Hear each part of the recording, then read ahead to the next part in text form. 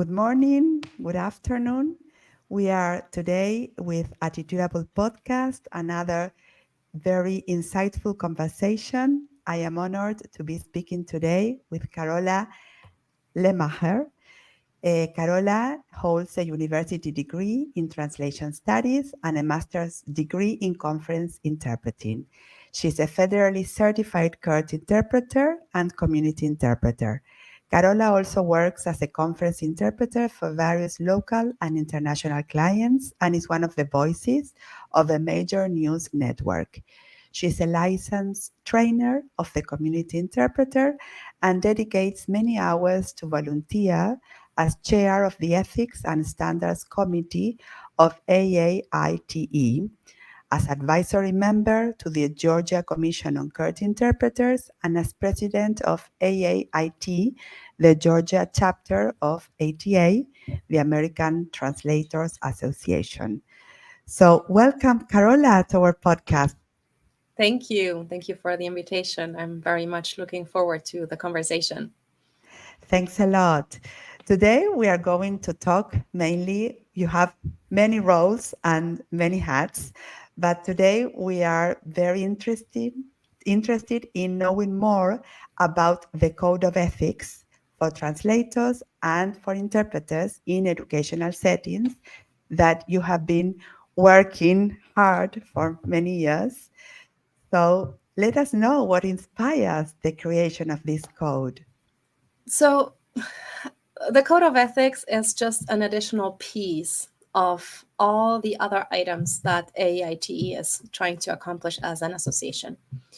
AITE was born a few years back. Initially, it was just the Interpreters and Translators in Education work group. There were 13 founding members who got together and said, hey, we need to do something about education. There are so many interpreters and translators working in the field, so many bilinguals and other staff with dual roles. We need to do something. And slowly over the years, the work group became the American Association of Interpreters and Translators in Education, AAITE. And then the major goal of the association is to elevate the professional recognition of interpreters and translators in education. I joined the Committee on Ethics and Standards around 2020, so right in the midst of the pandemic, when they had already started their work previously when they were still a work group. The idea of dividing efforts, you always say divide and conquer, right? So there's different fields or different areas within the field of interpreting and translating where we wanted to achieve goals. Obviously, the final goal would be to reach and to develop a national certification at one point.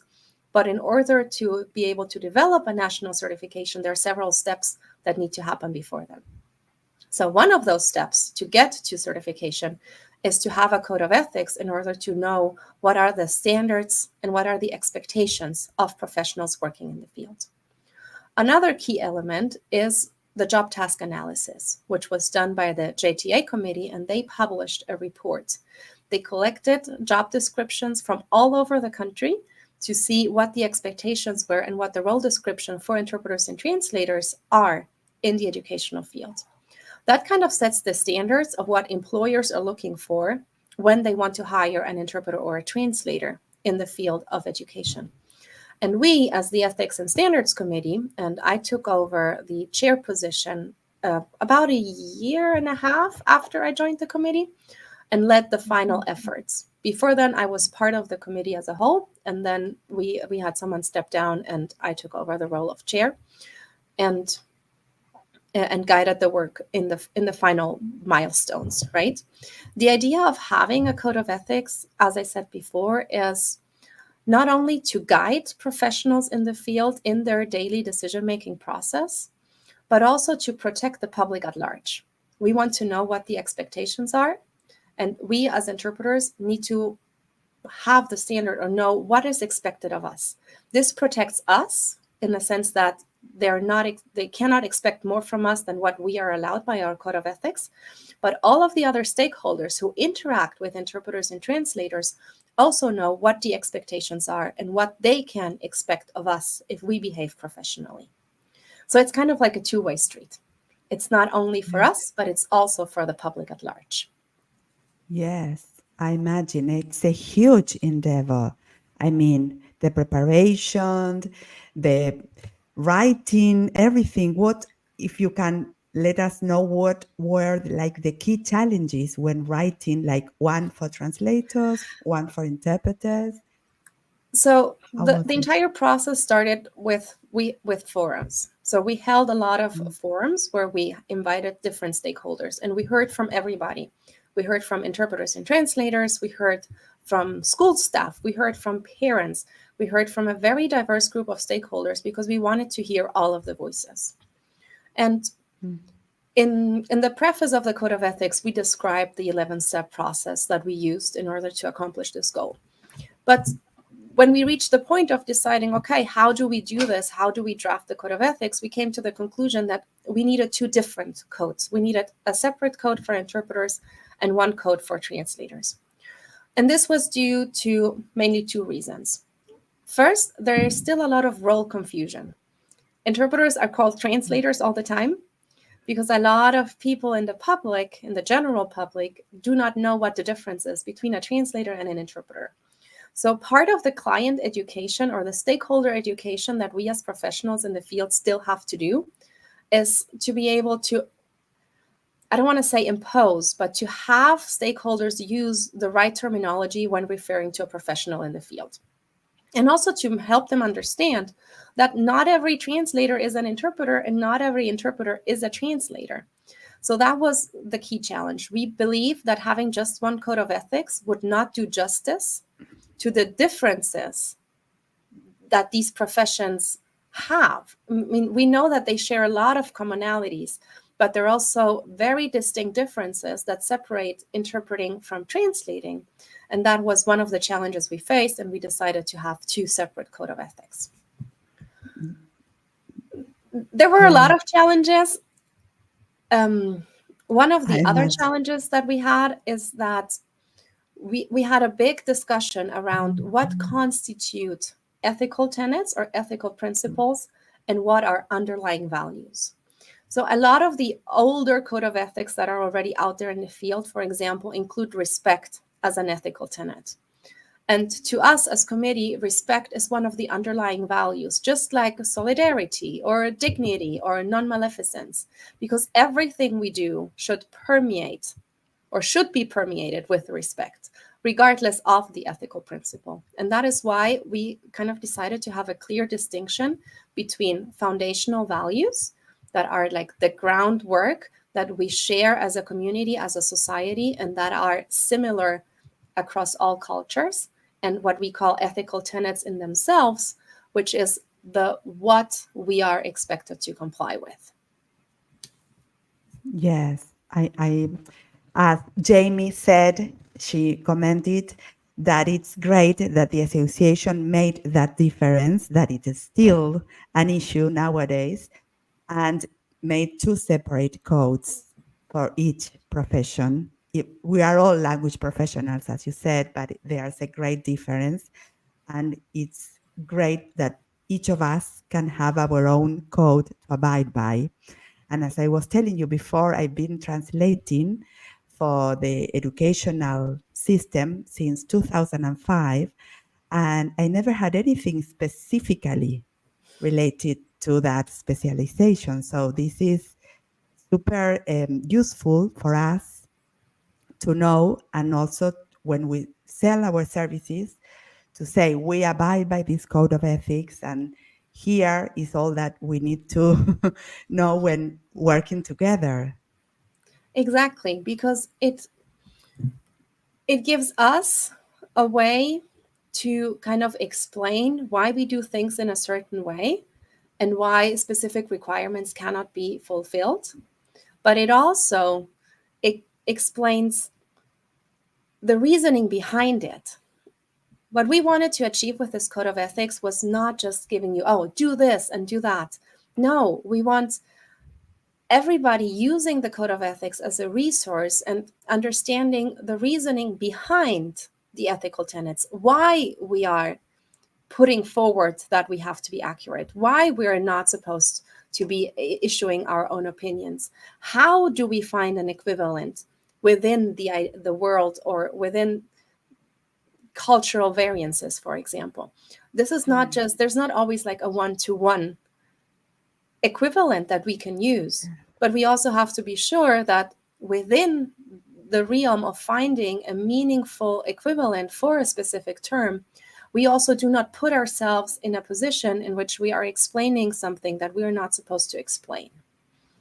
And that was the idea behind the Code of Ethics, going a little bit beyond the me or do's and don'ts and being very prescriptive in that way, but kind of having a more descriptive approach and sort of feeding the information that we gathered from the field, the challenges that we face in the field, into a document that represents the real life of day-to-day activities in the interpreting and translating world, and provide guidelines and guidance to all the professionals in the field as to how they can apply the code of ethics. Yes, and it's very well written, clearly described. And can you tell us how the code addresses some of the ethical dilemmas that we face as translators or as interpreters in these educational settings in comparison with other translation or interpreting fields? For example, you also work a lot at CERT, interpreting as a CERT interpreter, and the legal field is just very different from the educational field. The legal field is very different from the educational field, or I should say that the educational field is very different from any other field, because the educational field kind of encompasses a little bit of everything from the other field. We always say that education is a specialization at the crossroads, because legal and community and medical and even conference feed especially into interpreting in education. The translation side, as we say, is not affected by the immediacy that we have in the interpreting assignments, right? When we translate, we usually have more time to sit down, to work with the document, to maybe ask some questions and think about the best possible solutions. I know we're always working in a rush because most translations are always needed for like yesterday, but we still have that distance towards the text, right? In the interpreting encounter, there's always the immediacy of having to make 1,000 decisions in a split second. And we have to make sure that the code of ethics becomes second nature so that we do not misstep or go in the wrong direction or maybe behave in a way that is not ethically.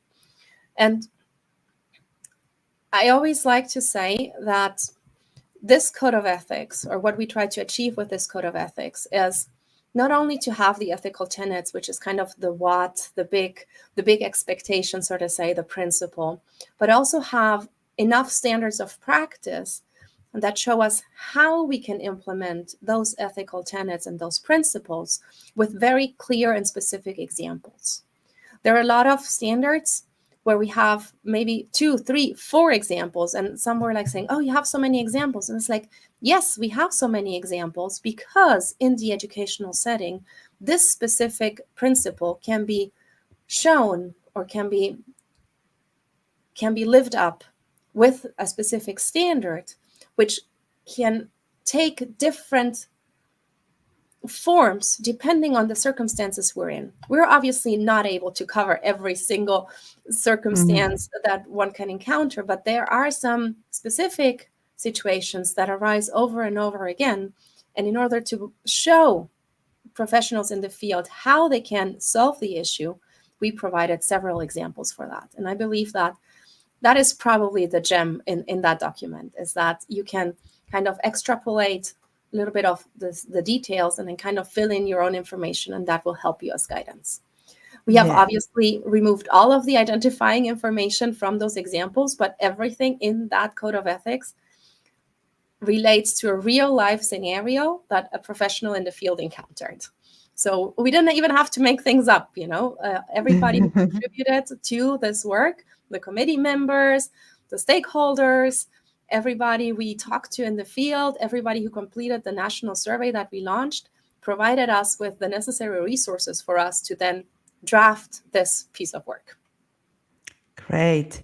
Yes. And as language professionals, how can we, in a way, balance that need that it's also very well stated for accuracy with the need for cultural sensitivity that you also spoke about when working with so many diverse students population in the US, in the different states and all that? Yes, that was key to us. And we also had a big discussion around culture. And one of the other challenges that we had to face, because of course, a lot of we as the committee also have different cultural backgrounds. And we came to the conclusion that culture should not be an ethical principle, because the fact is that only we as the individual are experts in our own culture. We might come from the same country, we might have a similar background, we might have gone to the same school, but our culture is still going to be very different from the person sitting next to us. And this is, in the interpreting encounter, we always have to remember that we have at least 3 cultures present: the culture of the interpreter, and the culture of the 2 parties who are interacting. And if there's more parties involved, we even have more cultures present in one single encounter. So we need to find a way of balancing all of that. And that is why, especially for the interpreter's code of ethics, we decided that the interpreter should not act as a cultural broker. We wanted communicative autonomy to prevail above anything. And if anything else fails, then just have the interpreter step in and kind of mediate to mention that there might be a cultural misunderstanding, to kind of opening the doors for the parties to try to find where the misunderstanding lies, and kind of dig a little bit deeper into that community spirit and of kind of in understanding each other. And of course, that is a little bit harder on the translation side because we do not have that interaction with the parties. So we have to make sure that whenever we do translation, we have to be very culturally sensitive, because something that is maybe very clear to us who are immersed in the field of education in the US might not be clear to a newcomer. But we also have to be careful that we do not go into the other extreme of over-explaining something, because that is not our role. So it is always a balancing act. It's hard, yes, to make it and to remember it, I mean, all the time, because perhaps you tend to, I know, I have to be, I'm interpreter, then as you said, with the different examples, you are not the teacher of the secretary of the school, you are the interpreter, and you have to remember the role that you played at the moment that your services were asked for, right? Yes. So and that is extremely important for all of those within the school district who have a dual role. Because whenever we wear 2 hats, we have to be very sure that whatever hat we're wearing, we're aware of it and everybody else around us knows it. So if we're always acting as the family liaison and we're suddenly the interpreter because the other interpreter is not available, then we have to be very sure that we communicate that to the parties accordingly, and also let them know that in this specific encounter, we will be functioning as the interpreter. And if they need to discuss something with us as the family liaison, we can do that outside of that specific encounter. Same applies for the secretary. If she suddenly is called in to interpret, she cannot use the information, or they cannot use the information that they learned in that interpreting encounter for her other role, to maybe fill out a form or to ask some additional information from the parent that she was not receiving.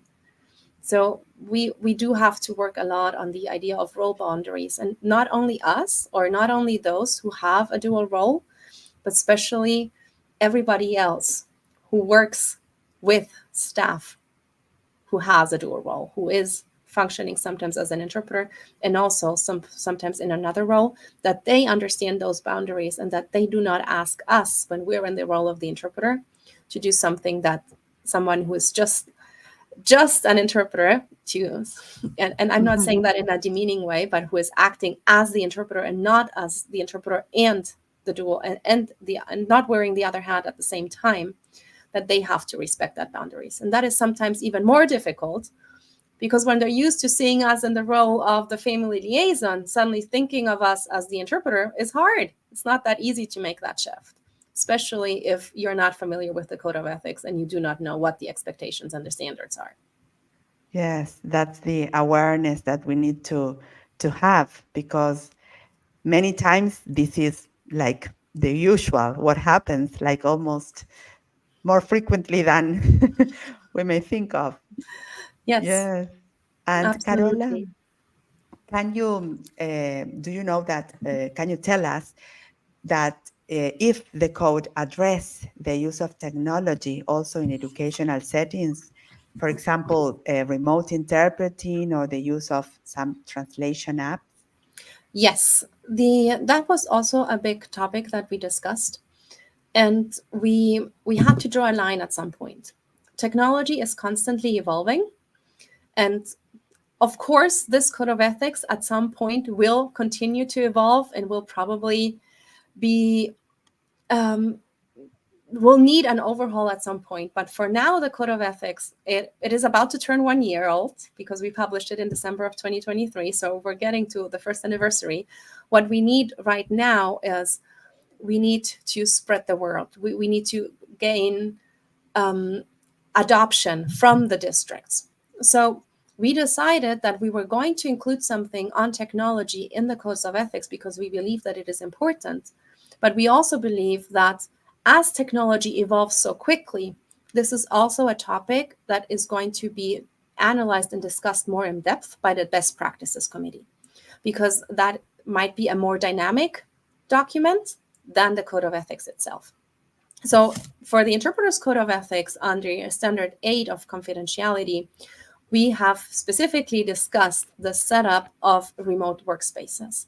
We know that a lot of us with COVID have started to work remotely, and we wanted to make sure that because so much confidential information is often shared during educational encounters, we wanted to include a standard that specifically addresses how interpreters need to set up their workspace in order to make sure that they do not break confidentiality in those settings. We can also mention an additional example that we included under Standard 4 of accuracy, of the tenet of accuracy, where we talk about managing the flow, right? Mm. Especially during over-the-phone interpretation. Managing the flow when we're not there in person is something that is extremely hard. And it is even harder when we do not have the visual cues of other parties.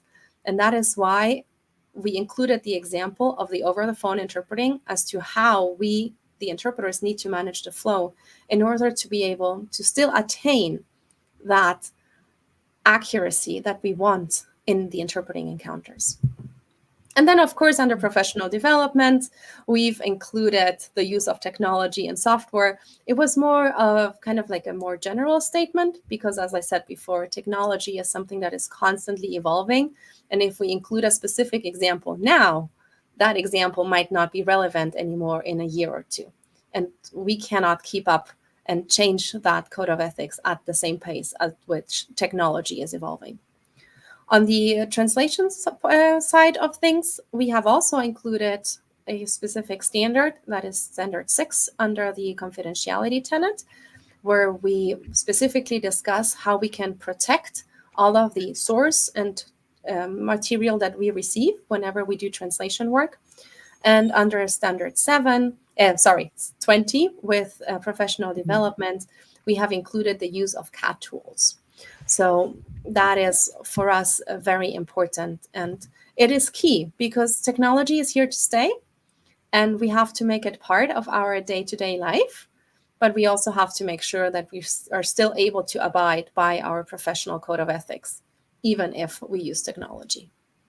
Yes, that's fantastic, because it's our daily, most of us, I believe, all over the world work mainly online, remotely, and or half and half, but it's like very frequent for all. So that's great.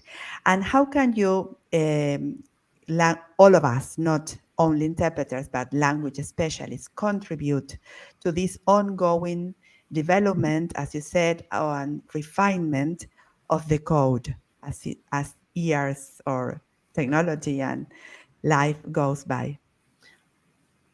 So the first step right now for all of us language professionals in the field is to help spread the word.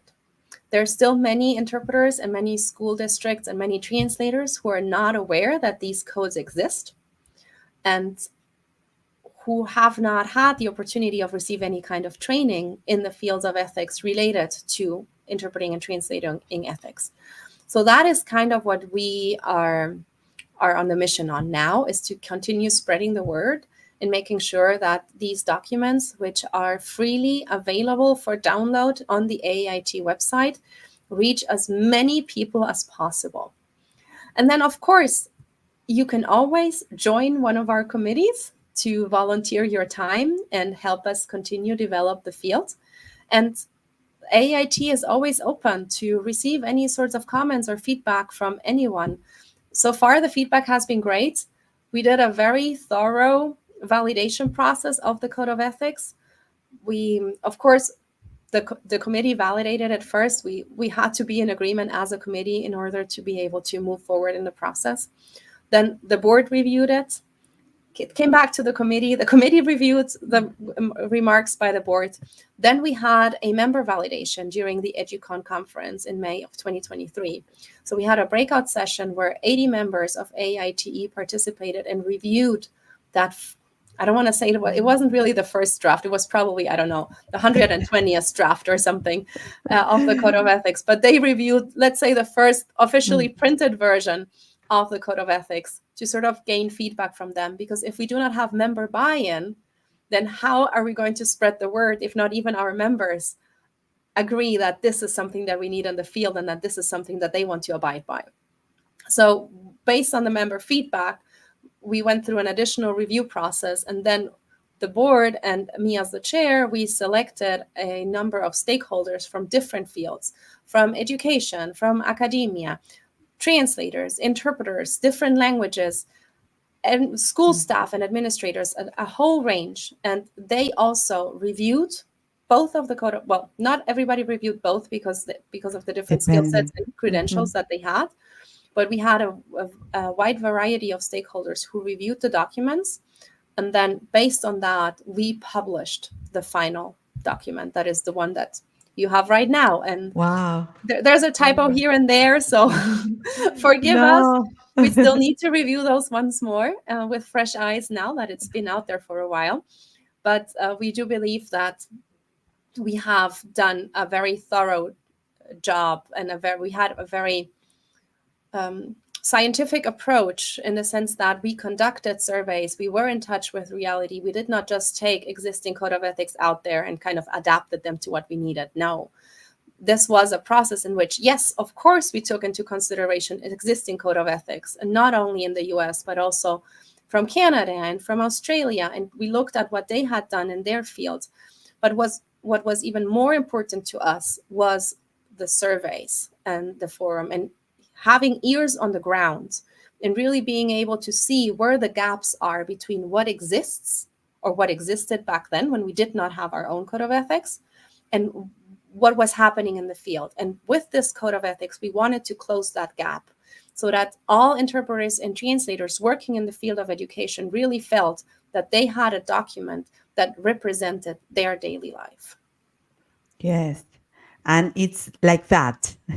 It's there, it's written, because it's the way we are working, and everything is, I believe, encompassed there in the code. Here we have a comment from Jamie. She says, I also personally like to remember that another culture that may influence communication is the culture of that particular school environment. This varies from states, districts, individual schools, and even grade levels. Yes, of course, because there's not just one culture, right? Each one of us has their own culture. And then culture is not just where we come from. It is also is how we were brought up, where we live, how we behave. There's so many elements to culture there's when we train and do training for community interpreters, we always say that culture is like an iceberg. There's like only the small portion that is visible, where we can see how the person dresses, how the person speaks, how the person interacts with others. But then there's also the part that is under the surface that we do not see. And that is all the values they live by, maybe their religious beliefs, how they were brought up, what their family history is. So there's so many elements to culture, and most of them we cannot even see them. They're not visible to the eye. Yes, so true. And more in the United States, that there are, I believe, more than 25 million people who do not speak English as their native or mother tongue, right? So Yes. even more cultures. Yes. Wow. And so many people coming from so many different cultures as well, where we have Yeah. a vast influx of immigrants and new residents who do not all come from the same country, but come from very different countries. So that also weaves into the fabric of Yes. what the culture is like in the country and in the different school settings and even in different grades, as Jamie pointed out. Yes, and also as a mother, when you go to school, as you said, and you have your children and you go to a completely new environment and you receive letters, communications, and you don't understand. I mean, you understand the big picture, but there's a lot more that you do not get. Definitely, definitely. Especially if you were not raised in that specific environment, then even if you understand the language, there's still cultural aspects that you cannot grasp because you do not have that background. Yes, well, then we will share the association website, everything that so everyone can download all this information and the codes themselves, each code, and all the opportunities that you have there, and to collaborate, to keep on working, and to use them, to apply them, because they are very useful for our everyday work. So thank Definitely. you a lot, Carola, for all the Yes, work. I want to add two little things before we come to an end. So, first of all, I want to point out that the Code of Ethics has a really long preface. And I know that it is long. It took a long time to draft it. Mm. But the idea behind the preface is to really help understand others where we are coming from with the Code of Ethics, what's the reasoning behind it, and to provide all of the people addressing the Code of Ethics with additional tools to use in their daily lives. And the last thing that I want to say is that reading the Code of Ethics is not enough. It is great if but that is just the first step. So if you read it, you have overall knowledge of it. But in order for us to act ethically, the Code of Ethics needs to become second nature. So we kind of need to put ourselves in the different situations that we have been in. We have to think critically about what we have done and what we could have done better, in order so that next time we might be able to behave maybe a little bit more ethically if we were not satisfied with the way the encounter turned out. Or maybe we do that critical thinking and we assess the situation and said, okay, I did my best, and that was the best decision that I made, and that is the best decision that I could have made given the circumstances. So the self-reflection element and the critical thinking element and the post session or the post assignment assessment and self-reflection are extremely important for us to make this code of ethics second nature, so that whenever we are faced with an ethical dilemma, which is usually not about what is right and what is wrong, because that's not really a dilemma, that's kind of easy to solve. But ethical dilemmas pop up because there are two things that are right in that specific encounter, and we have to decide which one will provide the better outcome. And not based on our personal values, but based on what is best for the people in the encounter and based from a point of impartiality. And for that, the information in the Code of Ethics needs to become second nature to us. Exactly, and how difficult, because we have to be very present. I mean, consciously there and thinking about it, like pause, like calm, because sometimes you tend, I speak in general, we tend to act like automatically or fast without taking, perhaps, as you said, some moments and reflect on the code that you have read or you have studied in a way, right? Yes, So definitely. that's essential, Yes. essential. And assess the potential consequences. What happens if I act this way, and what happens if I act the other way, or what could happen, and which one of these actions would have the better outcome? Love them. And Carola, you are also an interpreter, translator, and a writer because of this and many more things. So, would you please share with us a word, a mantra, or some kind of phrase that is close to your heart right now at the So, moment? um, I'm a big believer in that everything happens for a reason. Even if the moment it's happening, we don't really understand why. I believe that we have to trust the process and that at some point, everything will work itself out. And it's not the end if it hasn't worked itself out yet. And things happen when we are ready for them, not when we want them to happen. I love it. Thanks a lot. Trust the process. Yes, definitely. Trust the process. It's hard. It is extremely hard, but it will get you far. Of course, we have to add from ourselves, right? We cannot just sit back and relax and just be sipping tea on the beach and hoping that everything will work itself out without us adding to it.